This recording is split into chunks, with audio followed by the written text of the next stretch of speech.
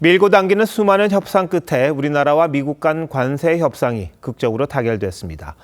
에이펙 정상회의를 계기로 한미 정상이 2달 만에 다시 만나면서 최종 결론에 도달했는데 의외의 합의였습니다. 안보 분야는 대략 결론이 났다는 말이 많았습니다만 관세는 쉽지 않을 거라는 게 대체적인 예상이었기 때문이죠. 극적으로 분위기가 반전된 겁니다. 다만 아직까지 합의문 형태의 문서가 공개된 건 아니라 마지막까지 긴장을 늦출 순 없을 것 같습니다. 경주에 있는 최지원 기자 연결해 자세한 내용 알아보도록 하겠습니다.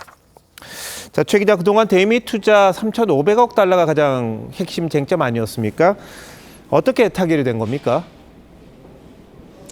네, 맞습니다. 관세 협상 타결 소식이 들리기 시작한 건요, 오늘 오후 예정된 정상들 간의 특별 만찬 직전이었습니다. 그때부터 이곳 프레스센터가 술렁이기 시작했는데 트럼프 미국 대통령이 만찬장에 들어서면서 협의가 타결됐다 이런 얘기를 하면서 사실상 기정사실화가 됐습니다. 지난 7월 31일 관세 협상 타결을 알렸다가 세부 조항 이견으로 난항을 겪은 지 석 달 만입니다. 협의 내용을 한번 살펴보면요. 전체 3,500억 달러 대미 투자 가운데 현금 투자에 해당하는 2천억 달러를 연간 최대 200억 달러씩 분할 투자하기로 했습니다. 나머지 1,500억 달러는 조선업 협력과 관련해 우리 기업이 금융과 보증을 하는 방식이 될 전망입니다. 투자 약정은 2029년 1월까지지만 실제 조달은 더 장기로 이루어질 수 있고요. 외환 위기 시에 금액 조정도 요청할 수 있도록 별도의 근거를 마련했다고 김용범 대통령실 정책실장이 밝혔습니다. 자, 그런데 문제는 명문화일 듯한데요. 한미 회담 이후에 양 정상이 공동 합의문을 발표한 건 아니죠. 네, 그렇습니다. 저희도 그게 궁금했는데 구체적으로 합의문 발표까지는 이루어지지 못했습니다. 대통령실은 여러 대미 투자 리스크 방지 조항을 MOU에 명시했다 이런 점은 밝혔습니다. 다만 구체적인 문안을 공개하거나 또 양정상의 공통 발표 혹은 사인하는 절차는 거치지 않았습니다.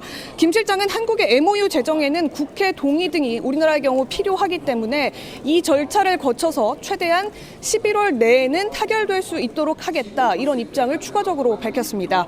지난 7월에도 그러나 한미 간 합의문이 없이 관세 협상을 타결했다가 추후 미국 정부와의 입장차로 결국에는 최종 합의에 이르지 못한 바가 있죠.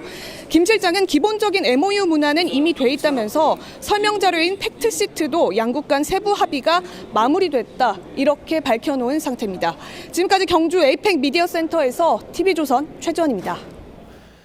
지금부터는 관세 협상 합의 내용 자세히 풀어드리겠습니다.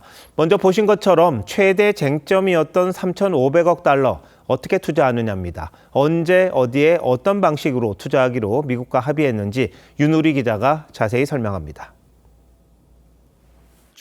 우리가 미국에 투자하는 3,500억 달러는 현금 2천억 달러와 조선업 협력 1,500억 달러로 구성됩니다. 외환시장에 미치는 영향을 최소화하기 위해 2천억 달러는 10년간에 걸쳐 분할 투자합니다. 투자가 한 번에 이루어지는 것이 아니고 연간 200억 불 한도 내에서 사업 진척 정도에 따라 달러를 투자하기 때문에 우리 외환시장이 감내할 수 있는 범위 내에 있으며 투자처는 미국 상무부 장관이 위원장이 되는 투자위원회에서 결정하는데 원금 회수 가능성을 높이기 위한 여러 안전장치를 마련했습니다. 20년 내에 원리금을 전액 상환받지 못할 것으로 보이면 수익 배분 비율도 조정 가능한 것으로 서로 양해하였습니다. 조선업협력은 기업이 주도하는 직접 투자 방식으로 진행하되 대출과 보증을 포함하기로 했습니다. 신규 선박의 건조 도입 시에 장기 금융을 통해 자금을 조달하는 선박금융을 포함하여 우리의 외환시장 부담을 줄이는 한편 우리 기업의 선박 수주 가능성도 높였습니다. 현금 비중을 높이라는 미국 측 요구를 받아들인 대신 우리가 요구해온 분납 조건을 관철시킨 것으로 평가됩니다. 협상 타결에 따라 현재 25%인 자동차와 자동차 부품 관세는 일본, EU와 같은 15%로 낮아집니다. 또 미국이 앞으로 관세를 부과할 의약품은 최애국 대우를, 반도체는 대만보다 불리하지 않은 조건을 약속받았습니다. 미국 측의 또 다른 요구사항 중 하나였던 농수산물 시장 개방은 쌀과 쇠고기 검역 절차를 완화하는 선에서 합의했습니다. TV조선 윤우리입니다. 교수님, 어제까지만 해도 참 불확실하다는 얘기가 더 많았습니다. 근데 극적으로 타결이 잖아요. 네. 근데 3,500억 달러 대미 투자금, 2,000억은 현금, 1,500억은 이 조선 분야 투자로 정리가 됐는데 전체적으로 보실 때 이번 협상 타결 어떻게 보십니까? 그러니까 이제 3,500억 불에 관한 합의 사항을 보면은 우리가 이제 과정에서 얘기했던 그만큼은 묻어놓은 것 같아요. 네.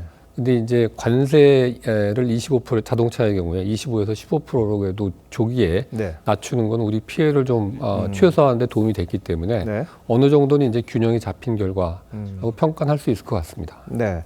자, 이제 투자 방식이 10년간 200억 달러씩 분할 지급한다 이렇게 되어 있습니다. 우리는 뭐 150억 달러 이야기를 했었는데 우리 안도 좀 관철되고 미국이 요구했던 것보다는 좀 낮춘 거 보면은 서로 좀 윈윈했다고 볼 수 있는 건가요?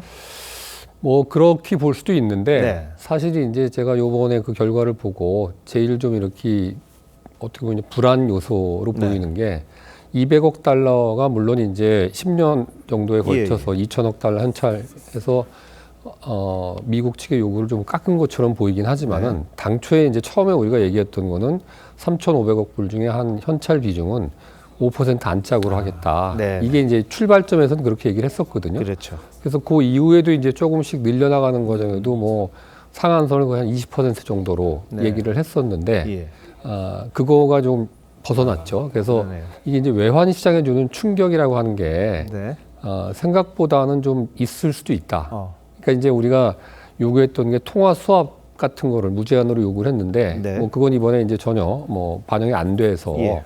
연준에서도 안 되고 또 재무부에서 미국 재무부에서 관리하는 외환 안정기금 같은 거에서 아르헨티나에 해준 식으로 뭐 일정 부분 우리한테 해줘서 최소한 이제 우리가 매년 뭐 200억 불이라 하더라도 무지하게 큰 돈이거든요. 네, 그렇죠. 그래서 아무리 뭐 외환 자산을 운용해서 뭐 이자 수입이 됐고 이런 거를 통해서 충당한다 하더라도 네.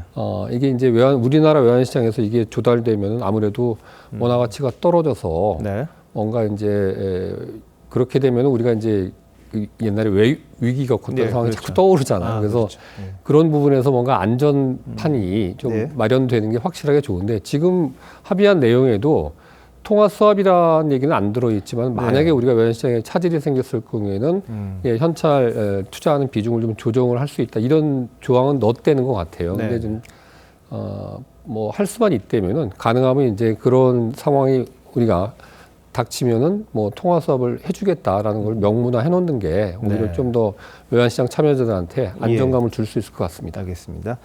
200억 달러 지급 이제 상한선이 있다 이런 말도 지금 나왔었고요. 근데 다만 좀 궁금한 게 200억 달러 상한 말하면서 약정 기간을 2029년 1월까지로 했단 말이죠. 근데 10년이면은 임기 끝난 다음이잖아요. 그럼 어떻게 하자는 겁니까? 다시 협상하자는 겁니까? 일단은 우리가 이제 뭐 아직 MOU나 이런 팩트 네. 이런 거가 이제 정리가 안 돼서 문서화가 안 돼 있기 때문에 예. 두고 봐야 되겠지만 그래도 한다고 하니까 뭐 11월 달까지 한다고 하니까 하게 되면 이제 일단은 그걸 바인딩하는 걸로 네. 구속력이 있는 걸로 우리가 계속해서 가는 걸로요. 지금은 그렇게 할 수밖에 없죠. 물론 상황이 바뀌어서 네. 뭐 급변한 어떤 우리가 예상치 못한 일이 생기면은 달라질 수도 있겠지만은 예. 지금 뭐 계약을 하는 시점에서 합의를 체결하는 시점에서 10년 뒤에 우리가 안 지킬지도 모르겠다 이렇게 얘기할 수는 없잖아요. 지금. 알겠습니다. 자, 근데 이게 2천억 달러 기업이 부담할지 뭐 정부가 조달할지 이 부분도 좀 따져봐야겠습니다만, 근데 원금 회수 가능성이 높은 프로젝트에 투자한다 이렇게 이야기를 했잖아요. 그런데 이 투자위원회 위원장이 미국의 상무장관입니다. 그럼 미국 마음대로 할 수 있는 것 아닌가요? 어떤가요? 기본적으로는 뭐 미국이 처음부터 그렇게 네. 했거든요. 그러니까 특수목적법인 SPC 같은 거를 만들어서 거기에 이제 우리나라가 현찰을 출자를 하면은 그거에 대해서 어디에다 투자할 건지 이런 사업자 선정이나 분야나 이런 네. 것들은 전적으로 이제 트럼프 행정부에서 사겠다 이런 얘기를 했었거든요. 예. 계속해서.